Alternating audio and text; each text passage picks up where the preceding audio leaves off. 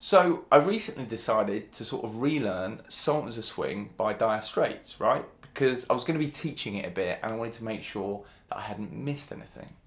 Now prior to that, I just sort of thought that I knew it, you know. Well, I kind of did know it, but actually as I started to dive deeper, I discovered that Mark Knopfler's playing in Sultans of Swing not only demonstrates that he's of course a great guitarist, but also shows us guitarists how to apply a load of really cool ideas, which I think will undoubtedly improve our lead and rhythm playing.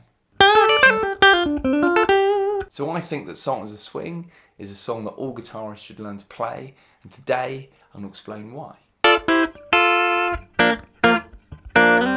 So the chords in the main chorus section go like this, right?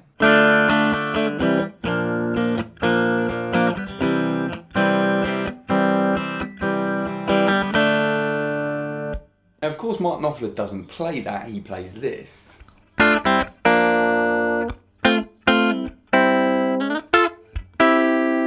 So in this example, Mark Knopfler is using what I would call triad shapes, which are really just kind of more concise, smaller chords, if you like. So instead of playing D minor here, you can play it here. Now what he does in that kind of main riff section is he plays a D minor triad, a C major triad, a B flat major triad, and then he does this little kind of Keith Richards-esque pull-off thing. And then he comes up to an F major triad and then C major triad. So the use of those triad shapes help to make that riff memorable and melodic. Now he doesn't just apply this kind of idea of using triads in the sort of main riff section, he'll also apply it in sort of parts of the verse. He'll sometimes use it as a kind of call and response with a vocal.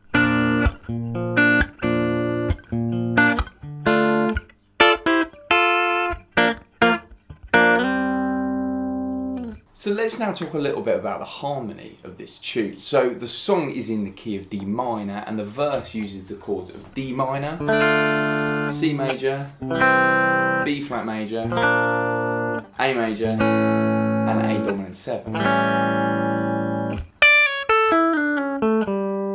Now in a minor key, using the 5 chord, which in this case is A, as a dominant 7th or major chord is a very common move. Now you might expect in this instance to still, given that we're in D minor, use the notes of either D minor pentatonic or perhaps even D natural minor scale to improvise a solo or to create a melody. Now the scale of D natural minor has in it these notes: D, E, F, G, A, B flat and C. And it sounds like this.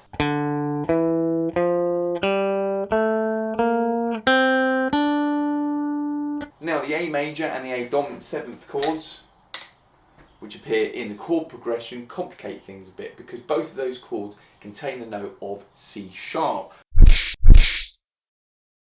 which you can see is not present in our D natural minor scale.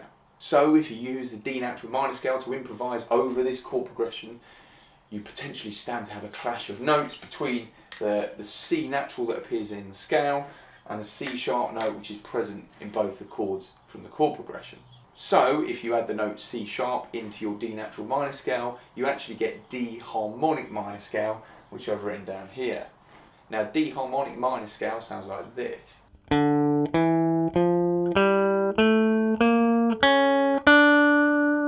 So in D harmonic minor scale, we perhaps have a scale that fits the underlying chords a little bit better. Well, that's great and that's fine, but how does Mark Knopfler apply the use of this C sharp in the context of this tune?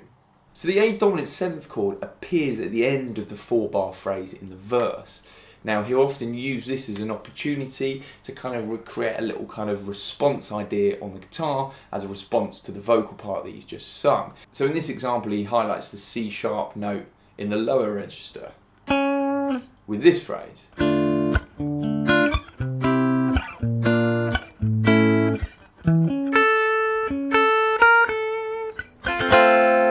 Or he'll target the C sharp note in the high part of the register and the sort of middle part and play basically an outright A major arpeggio.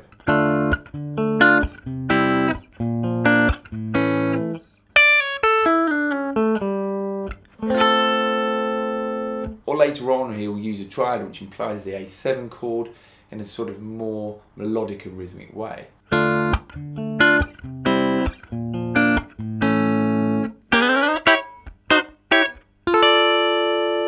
Now the key for me in the guitar solo is the use of arpeggios. Now arpeggios for guitar players are notoriously difficult, I think, because they're difficult to apply in a melodic way.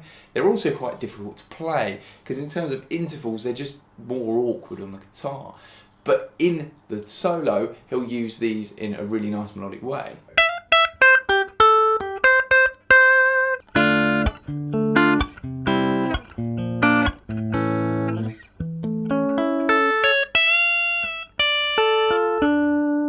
So here he's just using an A major arpeggio,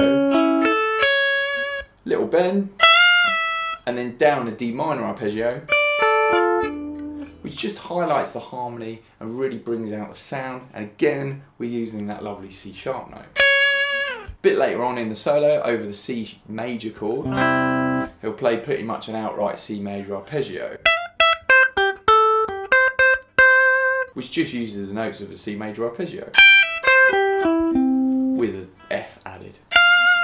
Towards the end of the solo, he uses B flat, sort of, I guess, triad shapes, you call them arpeggios, to highlight the change of chords between the B flat major and the C major. A bit like this.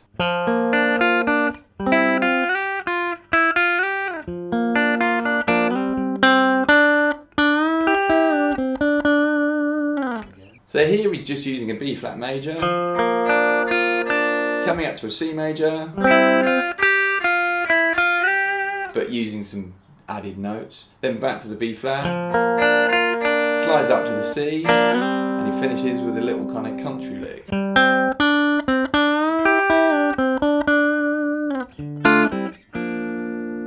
Everyone recognises the sort of second outro solo, which kicks it in around 5 minutes, mainly because of those kind of quick fire phrases that he plays. Now again, you guessed it, he's using arpeggio shape, so it starts with the top sort of 3 notes of a D minor arpeggio. When it moves to a B flat major chord, he's using the top 3 notes of a B flat major arpeggio. Then when it moves to a C major chord, he moves that shape up 2 frets and he's got 2 bars of a C major arpeggio. And then he'll finish the phrase, as he always does, with a nice little pentatonic lick. And not forgetting one of my favourite bits of the solo, which I often refer to as Mark Knopfler's sort of trademark pentatonic lick.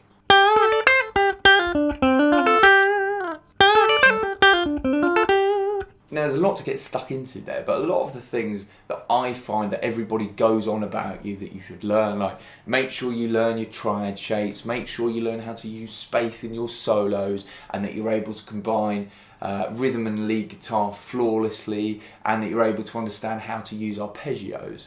All of these things are applied in this tune. So by learning this tune, you're learning so much, which is why I think it's such an important tune for guitar players to be able to play. Alright guys, I hope you enjoyed it. Do let me know what you think of the lesson, and I look forward to seeing you next time.